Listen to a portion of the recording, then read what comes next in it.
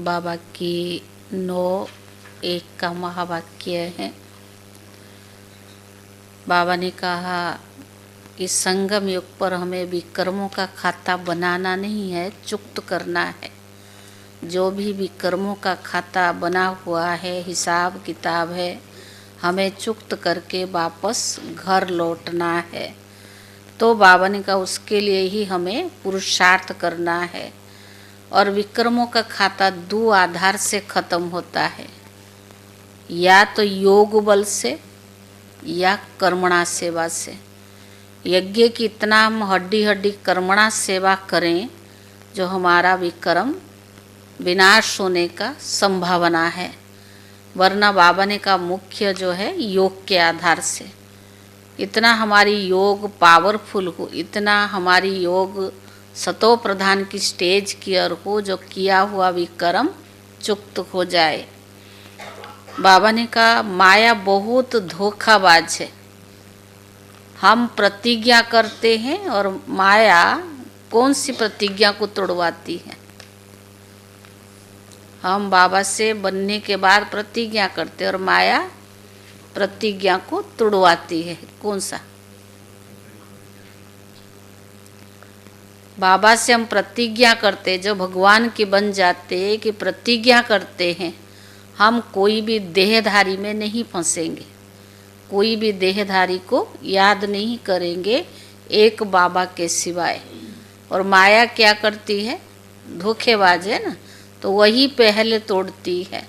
बाबा के बजाय कोई ना कोई देहधारी में बुद्धि जाता है तो धोखा देती है, तो बाबा के बजाय शरीरधारी को याद करते हैं। अभी हम सुन रही थी, दीदी सुना रहे थे, जैसे मुरली सुनाते ना, दीदी कह रही थी कि मम्मा के समय की बात है। मम्मा ने किसी को डायरेक्शन दिया, उसने मम्मा की बात को नहीं मानी, अरे आज नहीं कल कर लेंगे, जैसे उल्लंघन किया। तो बाबा ने उसको बतन में बुलाई और उसका पूरा शरीर नीला पड़ गया। और बाबा ने इसको इतनी मतलब दृष्टि दी, जैसे कहते हैं ना, एकदम जोर से दृष्टि दी। वो दृष्टि उसने कई दिन तक भूल नहीं पाई। कह रही जब कुछ खाने जाए, कुछ करे, बाबा को दृष्टि उसकी याद आए कि मम्मा कौन है? निमित्त है। और निमित्त की बात को तुमने टाल दिया, या ऐसे जैसे टाल मटोल कर दिया, तो कई दिन तक उसके अंदर पूरा शरीर नीला भी रहा और बार बार उसको वही बात जैसे अंदर खाता रहा। खाने के लिए जावे तो वही बाबा की दृष्टि याद आए। बाबा ने इनको इतनी दृष्टि तिखी दी जो भूल नहीं पाई। तो दीदी बता रहे थे ऐसे बहुत सारे यज्ञ में बाबा ने एग्जाम्पल बनाया, कैसे अगर निमित्त की यार बड़े की, जो बाबा मम्मा या दादी दीदियों ने जो भी डायरेक्शन दिया, अगर उसको किसी ने उल्लंघन किया तो विक्रम का खाता बनता। पहला तो खुशी गुम हो जाएगी, भगवान से योग नहीं लगेगा। तो ये क्या हुआ? यही तो योग विक्रम है ना, कोई ना कोई सूक्ष्म विक्रम है जो हमारा बाबा से योग नहीं लगता है। और योग नहीं लगता है तो हिसाब किताब कैसे चुक्त होगी।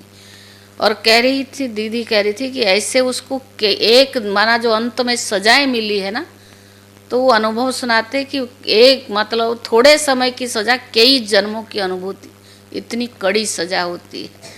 तो विक्रम बनता है, पर विक्रम को ख़त्म करने के लिए हमें योग पावरफुल चाहिए।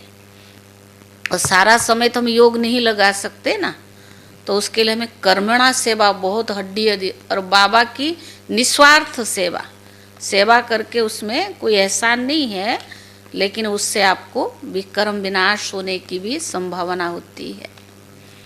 सार है मीठे बच्चे, तुम्हें विक्रम की सजा से मुक्त होने का पुरुषार्थ करना है। मीठे बच्चे, तुम्हें विकर्मों की सजा से मुक्त होने का पुरुषार्थ करना है। इस अंतिम जन्म में सब हिसाब किताब चुक्त कर पावन बनना है। इस अंतिम जन्म में सब हिसाब किताब चुक्त कर पावन बनना है। प्रश्न है, धोखेबाज माया कौन सी प्रतिज्ञा तोड़वाने की कोशिश करती है? धोखेबाज माया कौन सी प्रतिज्ञा तोड़वाने की कोशिश करती है? उत्तर है, तुम प्रतिज्ञा की है कोई भी देहधारी से हम दिल नहीं लगाएंगे।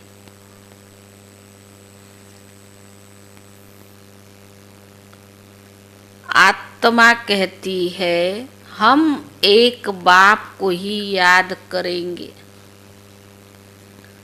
अपनी देह को भी याद नहीं करेंगे।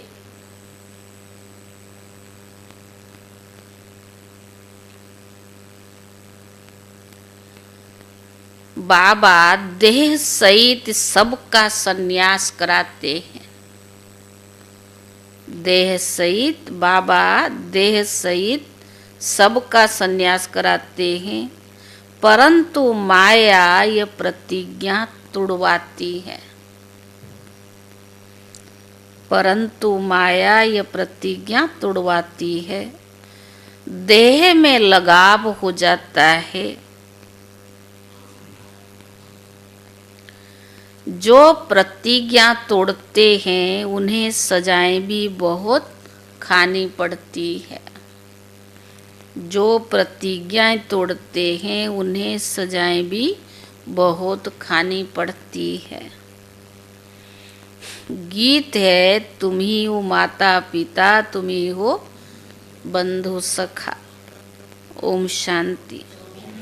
ऊंचते ऊंचा भगवान की महिमा भी की है और फिर ग्लानि भी की है। अब ऊंचते ऊंचा बाप है, खुद आकर परिचय देते हैं।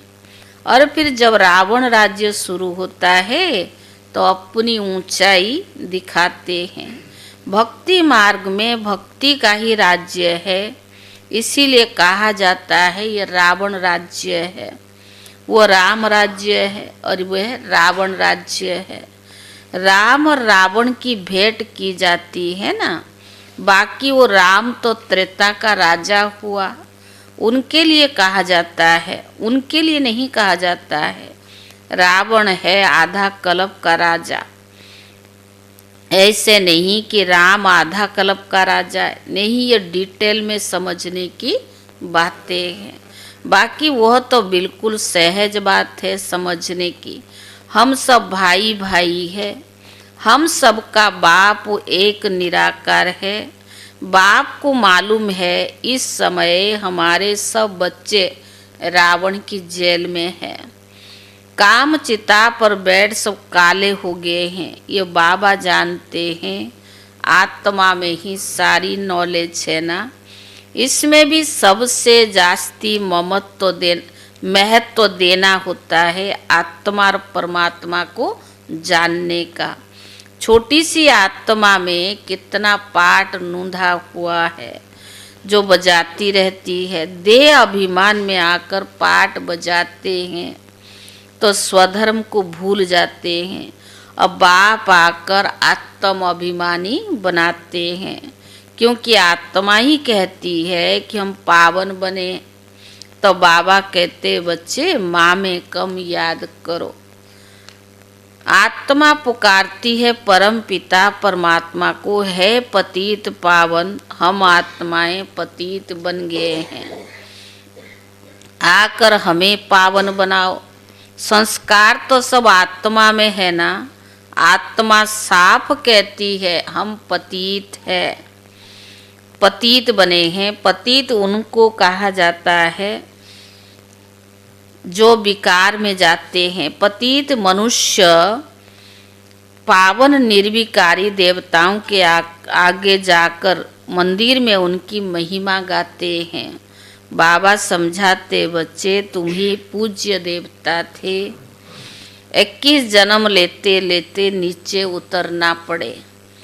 यह सब खेल ही पतित से पावन बनने का है, पावन से पतित होने का है। सारा ज्ञान बाप आकर इशारे में समझाते हैं। अभी सबका अंतिम जन्म है, सबको हिसाब किताब चुक्त करके वापस घर लौटना है। बाबा साक्षात्कार कराते हैं, पतितों को अपने विकर्म का दंड जरूर भोगना पड़ेगा। पिछाड़ी को कोई जन्म देकर ही सजा देंगे, मनुष्य तन में ही तो सजा खाएंगे ना, इसीलिए जरूर धारणा भी करना पड़ता है। आत्मा फील करती है कि हम सजा भोग रही है। जैसे काशी कलवट खाते समय दंड भुगते हैं, किए हुए पापों का साक्षात्कार भी होता है। तब तो कहते क्षमा करो भगवान, हम फिर ऐसा कर्म कभी नहीं करेंगे। तो ये बाबा आकर साक्षात्कार में ही क्षमा, यह सब साक्षात्कार में ही क्षमा मांगते हैं। जब साक्षात्कार करेंगे, सजा देंगे, उस समय माफ़ी मांगते हैं। फील करते हैं कि दुख भोग रही हैं। सबसे जास्ती महत्व आत्मा और परमात्मा का है। आत्मा ही 84 जन्म का पाठ बजाती है, तो आत्मा सबसे पावरफुल हुई ना। सारे ड्रामा में महत्व है आत्मा और परमात्मा का, जिसको और कोई भी नहीं जानते हैं। एक ही मनुष्य नहीं जानता कि आत्मा क्या है, परमात्मा क्या है। कोई कितना बड़ा साधु सन्यासी क्यों ना हो, कितनी बड़ी उसको उपाधि मिली हो, तो पर आत्मा क्या है, परमात्मा क्या है, नहीं जानते हैं। ड्रामा अनुसार ये होना ही है। तुम बच्चों को भी ज्ञान है कि यह कोई नई बात नहीं है, कल पहले भी तो ये चला था ना। कहते भी है ज्ञान भक्ति वैराग, परंतु अर्थ नहीं समझते हैं। तो बाबा ने कहा, बाबा ने इन साधु आदियों का संग बहुत किया हुआ है, सिर्फ नाम ले लेते हैं। अभी तुम बच्चे अच्छी रीति जानते हो कि ये पुरानी दुनिया से नई दुनिया में जाते हैं। पुरानी दुनिया से जरूर वैराग करना पड़े, इनसे क्या दिल लगानी है। पुरानी दुनिया से क्या दिल लगानी। तुमने प्रतिज्ञा की है, कोई भी देहधारी से दिल नहीं लगाएंगे। आत्मा कहती है हम एक बाप को ही याद करेंगे, अपनी देह को भी याद नहीं करेंगे। बाप देह सहित सबका संन्यास कराते हैं, फिर औरों की देह में क्यों लगाव रखें। जो बाबा खुद कहते अपने देह को भूलो, अपने को आत्मा समझो, तो दूसरे की देह से क्यों लगाव रखे। कोई से लगाव होगा तो उनकी याद आती रहेगी, फिर ईश्वर याद आ ना सके। देहधारी याद आएगा, फिर ईश्वर आ नहीं सकता। प्रतिज्ञा तोड़ते हैं तो सजाएं भी बहुत खानी पड़ती है, पद भी भ्रष्ट हो जाता है। इसीलिए जितना हो सके बाप को याद करना है। माया तो बड़ी धोखेबाज है, कोई भी हालत में माया से अपने को बचाना है। देह अभिमान बहुत कड़ी बीमारी है। बाप कहते बच्चे अब देही अभिमानी बनो, बाप को याद करो, देह अभिमान की बीमारी भी छूट जाए। सारा दिन देह अभिमान में रहते हैं, बाप को याद करना बड़ा मुश्किल है। इसीलिए तो यज्ञ में आप देखेंगे ब्रह्मा बाबा की कितनी महत्व कहानी है, कितना ब्रह्मा बाबा ने पुरुषार्थ किया है। आत्मा आत्मा कहाँ कहाँ नहीं लिखा है, डायरियाँ भर देता था बाबा। दादियाँ अनुभव सुनाती है ना, दीवारों पर लिखता था मैं शरीर नहीं हूँ, आत्मा हूँ। ऐसे थोड़ी नारायण पद को प्राप्त किया। तो बाबा ने कहा बाप को याद करना बड़ा मुश्किल है, क्योंकि सारा दिन देह अभिमान में रहते हैं। बाबा ने समझाया है, हाथ काट दे दिल यार दे, जैसे आशिक मासूक धंधा आदि करते भी है, पर अपने मासूक को भी याद करते हैं। अब तुम आत्माओं को परमात्मा के साथ प्रीत रखनी है, यानी उनको ही याद करना चाहिए। तुम्हारी एम ऑब्जेक्ट है कि हमको देवी देवता बनना है, इसके लिए पुरुषार्थ करना है। पर माया धोखा तो जरूर देगी, अपने को उनसे छुड़ाना है, नहीं तो माया तो धोखा देगी, पर बाबा ने कहा अपने को उसमें से छुड़ाना है, नहीं तो बाबा ने कहा बड़ा मुश्किल है, धोखाबाज है ना। कोई फिर याद आ जाता, याद आ ना सके, प्रतिज्ञा तोड़ने से सजा मिलेगी। बाबा को याद करते रहो तो देह अभिमान की बीमारी छूट जाए। सारा दिन देह अभिमान में रहते हैं, बाबा को याद करना बड़ा मुश्किल है, अपने को उनसे छुड़ाना है, नहीं तो फंस मरेंगे, फिर ग्लानि भी होगी। अगर देह अभिमान में रहेंगे तो फंस मरेंगे, ग्लानि होगी, नुकसान भी अपना बहुत होगा। तुम बच्चे जानते को हम आत्मा बिंदी है, हमारा बाप भी बीज रूप नॉलेजफुल है। यह बड़ी वंडरफुल बातें हैं। आत्मा क्या है, उनमें कैसे अविनाशी पाठ भरा हुआ है, इन गुह्य बातों को अच्छे अच्छे बच्चे भी पूरी तरह से नहीं समझते हैं। अपने को यथार्थ रीति आत्मा समझे तो बाप को भी बिंदी मिसल समझकर याद करे।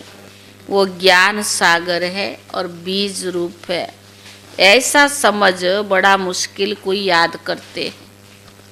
बाबा कहते जो हूँ जैसा हूँ और तुम जो है जैसा है, ऐसा मुश्किल कोई याद करते हैं। तो बाबा ने कहा मोटे ख्याल से नहीं, इसमें महीन बुद्धि से काम लेना होता है ना। हम आत्मा है, हमारा बाप आया हुआ है, वह बीज रूप नॉलेजफुल है, हमको भी नॉलेज सुना रही है। धारणा भी मुझे छोटी सी आत्मा में ही होती है। ऐसे बहुत है जो मोटी रीति से सिर्फ कह देते आत्मा और परमात्मा, लेकिन यथार्थ रीति बुद्धि में नहीं आता है। ना से तो मोटी रीति याद करना फिर ठीक है, परंतु यथार्थ याद जास्ती फलदायक है। सूक्ष्म रीति से, महीन रीति से समझ कर याद करना वो ज़्यादा फलदायक है। वह इतना ऊंच पद नहीं पा सकेंगे क्योंकि इसमें बड़ी मेहनत है। मैं आत्मा छोटी सी बिंदी हूँ, बाबा भी इतनी छोटी सी बिंदी है, उनमें सारा ज्ञान है। यहाँ बाबा ने कहा यह भी यहाँ ही तुम बैठे हो तो बुद्धि में कुछ आता है, लेकिन चलते फिरते वह चिंतन रहे सो नहीं, भूल जाते। यहाँ बैठते या मधुबन जाते तो याद रहती है, सुनते रहते ना कुछ कान में पड़ता है, फिर बाद में धंधे दूरी में लगे तो भूल जाते हैं। तो बाबा ने कहा परंतु वह यथार्थ या छोटी सी बिंदी है, इनमें सारा ज्ञान है। यह भी यहाँ तुम बैठे हो तो कुछ ना कुछ बुद्धि में याद आता है, लेकिन चलते फिरते वो चिंतन रहे सो नहीं, भूल जाते हैं। सारा दिन वही चिंतन रहे, इसको कहेंगे सच्ची सच्ची याद। मैं शरीर नहीं हूँ, आत्मा हूँ, और मेरा बाबा भी क्या है, परमात्मा है। आत्मा परमात्मा के चिंतन चलता रहे तो कहेंगे सच्ची याद। कोई सच बोलते नहीं कि हम कैसे याद करते। चार्ट भले भेज देते हैं परंतु नहीं लिखते कि ऐसे अपने को बिंदी समझ, बाप को बिंदी समझ याद करता हूँ। सच्चाई पूरा कोई लिखते नहीं है। भले बहुत अच्छी अच्छी मुरली चलाते परंतु उनमें योग कम है, देह अभिमान बहुत है। इस गुप्त बात को पूरा समझते नहीं सिमरण भी नहीं करते हैं। याद से ही तो पावन बनना है ना। पहले तो कर्मातीत अवस्था चाहिए ना, वही ऊंच पद पा सकेंगे। बाकी मुरली बजाने वाले तो ढेर है, लेकिन बाबा जानते हैं वो योग में नहीं रह सकते हैं। विश्व का मालिक बनना कोई मासी का घर थोड़ी है। वह अल्प काल के मर्तबा पाने के लिए कितना पढ़ते हैं। सोर्स ऑफ इनकम अब हुई है, आगे थोड़ी बैरिस्टर आदि इतना कमाते थे। अभी तो उनकी कितनी कमाई हो गई है। कैश भी तो बढ़ता जाता है ना, तो कमाई भी बहुत है। बच्चों को अपने कल्याण के लिए एक तो अपने को आत्मा समझ यथार्थ रीति बाप को याद करना है, और त्रिमूर्ति शिव का परिचय भी सबको देना है। सिर्फ शिव कहने से समझेंगे नहीं, त्रिमूर्ति तो जरूर चाहिए ना। मुख्य है ही दुचित्र त्रिमूर्ति और झाड़। सीढ़ी से भी झाड़ में जास्ती नॉलेज है। ये चित्र तो सबके पास होना चाहिए। एक तरफ त्रिमूर्ति गोला, दूसरे तरफ झाड़। यह पांडव सेना है, तो बाबा ने कहा पांडव सेना का झंडा होना चाहिए। ड्रामा और झाड़ की नॉलेज भी बाबा देते हैं। लक्ष्मी नारायण विष्णु आदि कौन है, यह कोई भी समझते नहीं है। महालक्ष्मी की पूजा तो करते हैं, समझते लक्ष्मी आएगी। अब लक्ष्मी को धन कहाँ से आएगा? हाँ, 4 भुजा वाले, 8 भुजा वाले कितने चित्र बना दिए हैं, पर समझते कुछ भी नहीं है। 8-10 भुजा वाला कोई मनुष्य होता नहीं है ना। जिसको जो आया सो बनाता गया, बस वही चल पड़ा। कोई ने मत दी कि हनुमान की पूजा करो, बस चल पड़ा। दिखाते संजीवनी बूटी ले आया, उसका भी अर्थ तुम बच्चे ही समझते हो। संजीवनी बूटी तो है ही मन मना भव। विचार किया जाता है, जब तक ब्राह्मण ना बने, बाप का परिचय ना मिले, तब तक बर्थ नाटे पेनी है। मर्तबे का मनुष्य को कितना अभिमान रहता है। वह है बाहुबल और यह है योग बल। यह बातें शास्त्रों में नहीं है। वास्तव में तो बाबा ने कहा तुम कोई शास्त्र आदि रेफर नहीं कर सकते हो। अगर तुमको कहते हैं तुम शास्त्र को मानते हो, बोलो हाँ, यह सब भक्ति मार्ग के हैं, अभी हम ज्ञान मार्ग पर चल रहे हैं। तो बाबा ने कहा ज्ञान देने वाला एक ज्ञान सागर बाप है। इनको रूहानी ज्ञान कहा जाता है। रूह को बैठकर ज्ञान देते हैं, वह मनुष्य को देते हैं। मनुष्य कभी स्पिरिचुअल नॉलेज दे न सके। ज्ञान का विचार सागर, पतित पावन, लिबरेटर, सदगति दाता एक ही बाप है। बाबा समझाते रहते यह करो। अब देखो शिव जयंती पर कितना धम चक्कर मचाते हैं। ट्रांसलाइट के चित्र छोटे भी हो जो सबको मिल जाए, तुम्हारी बिल्कुल नई बात है, कोई समझ ना सके। खूब अखबार में डालना चाहिए, आवाज़ करना चाहिए। सेंटर्स खुलने वाले भी ऐसे चाहिए। अभी बच्चों की इतना नशा नहीं चढ़ा हुआ है। नंबर बार पुरुषार्थ अनुसार समझाते हैं। इतने ढेर ब्रह्मा कुमार कुमारियां हैं। अच्छा, ब्रह्मा का नाम निकाला, कोई का भी तो नाम डालो, राधे कृष्ण का भी नाम डालो। अच्छा, फिर ब्रह्मा कुमार कुमारियां कहाँ से आएंगे? कोई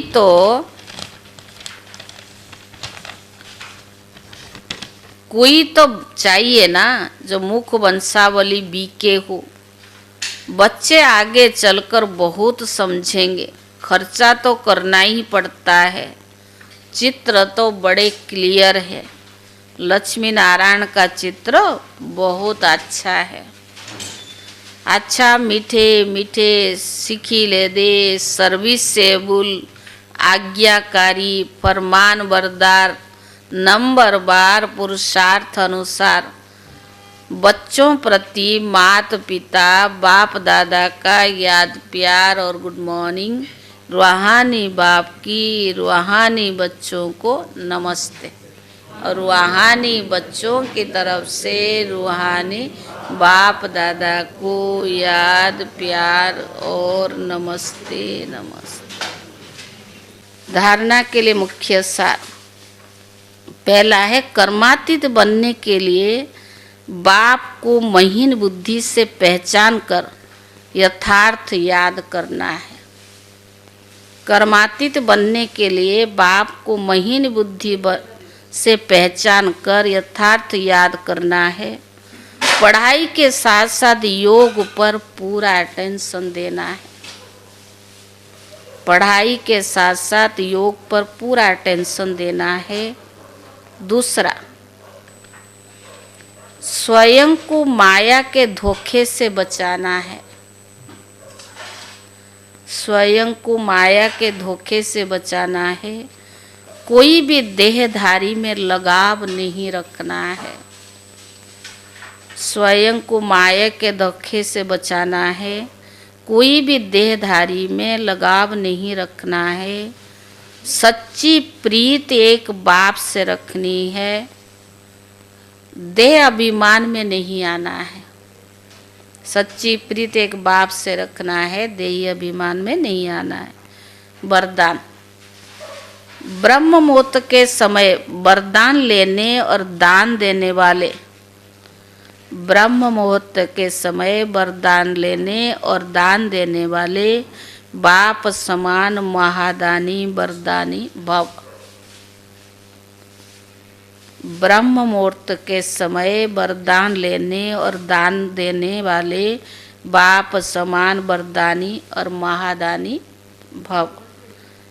ब्रह्म मुहूर्त के समय विशेष ब्रह्मलोक निवासी ज्ञान सूर्य की लाइट और माइट की किरणें बच्चों को वरदान रूप में देते हैं। साथ साथ ब्रह्मा बाप भाग्य विधाता के रूप में भाग्य रूपी अमृत बांटते हैं। फिर बुद्धि रूपी कलश अमृत धारण करने योग्य हो। भगवान तो बांटता है, लेकिन बुद्धि भावनिकास ब्रह्मा बाप भाग्य विधाता के रूप में भाग्य रूपी अमृत बांटते हैं। सिर्फ बुद्धि रूपी कलश अमृत धारण करने योग्य हो, किसी भी प्रकार का विघ्न या रुकावट न हो, तो सारा दिन के लिए श्रेष्ठ स्थिति व कर्म का महत्व मुहूर्त निकाल सकते हो। क्योंकि अमृत बेला का वातावरण ही बुद्धि को बदलने वाला होता है।